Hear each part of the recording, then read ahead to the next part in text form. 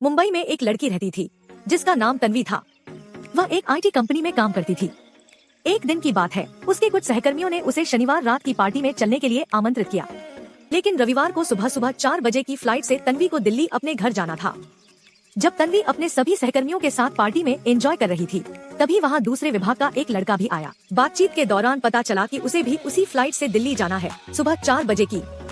फिर जब रात 10 बजे तन्वी अपने घर जा रही थी, तो उसने तरुण को भी बुला लिया, क्योंकि दोनों को सुबह एयरपोर्ट एक साथ जाना था। तन्वी ने कहा, मैं ऊपर बेड पर सो जाऊंगी और तुम नीचे मैट्रेस पर सो जाना, बस कुछ ही घंटों की तो बात है। जब तरुण ने नीचे मैट्रेस बिछाकर सोने की पोजीशन, तुम्हारे बेड के नीचे एक लड़का है जो शायद तुम्हारे घर आने का इंतजार कर रहा होगा, पर आज मैं भी आ गया हूँ, इसलिए वह बाहर नहीं निकला। फिर दोनों ने पुलिस को बुलाया और जब तक पुलिस आई, दोनों बाहर ही खड़े रहे। अगले दरवाजा बंद होते ही तन्वी का दिल तेजी से धड़कने लगा। तरुण की बात सुनकर उसे डर लगने लगा था। कोई बिस्तर के नीचे, उसने धीरे से कहा। तरुण ने हाँ में सिर हिलाया। तरुण ने धीरे से कहा, पुलिस को फोन करो। तन्वी का हाथ कांप रहा था जब उसने फोन निकाला। नंबर डायल करते हुए उसे लग रहा था जैसे कोई उसे देख रहा है। दरवाजे से एक आदमी निकला। उसके हाथ में एक चाकू था जिस पर खून लगा हुआ था। तन्वी पहचान गई, यह वही आदमी था जिसे उसने कुछ दिन पहले ऑफिस में डांटा था। उसने गुस्से में कहा था कि वह उसे कभी नहीं भूलेगा। तन्वी और तरुण कमरे से भागे। आदमी उनके पीछे दौड़ रहा था। हॉल में अंधेरा था और उन्हें कुछ दिखाई नहीं दे रहा था। तभी तन्वी का पैर किसी चीज से टकराया और वह गिर पड़ी।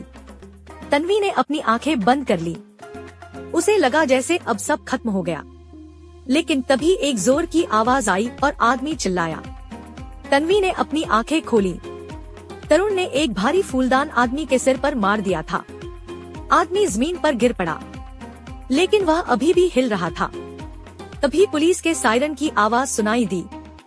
पुलिस आ गई थी। पुलिस उस आदमी को पकड़कर ले गई। तन्वी और तरुण सदमे में थे। पुलिस ने आदमी से पूछताछ की और उसे बताया कि वह आदमी सच में उसे मारने आया था। उसके पास तन्वी की तस्वीर और उसके घर का चाबी भी था। उस रात तन्वी बहुत डर गई थी। तरुण उसके साथ पूरी रात रहा। सुबह जब उनकी फ्लाइट का टाइम हुआ तो भी तन्वी डरी हुई थी। दिल्ली पहुंचकर तन्वी अपने घर चली गई, लेकिन वह रात उसके दिमाग से निकल नहीं रही थी। उसे बार बार उस आदमी की चमकती आंखें याद आ रही थी। कुछ दिन बाद तन्वी को पुलिस का फोन आया। उन्होंने बताया कि उस आदमी ने जेल में खुदकुशी कर ली है। यह सुनकर तन्वी को थोड़ी शांति मिली, लेकिन डर अभी भी उसके अंदर था। उसे अब भी लगता था जैसे कोई उसे देख रहा है। तन्वी ने सोचा कि शायद उसे वहम हो रहा है, लेकिन फिर उसे अपने बिस्तर के नीचे कुछ दिखाई दिया। उसने डरते हुए नीचे झांका।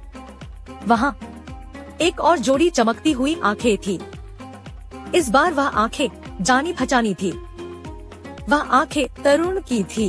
तन्वी हैरान रह गई। तरुण यहाँ क्या कर रहा था? अगली कड़ी के लिए बने रहिए।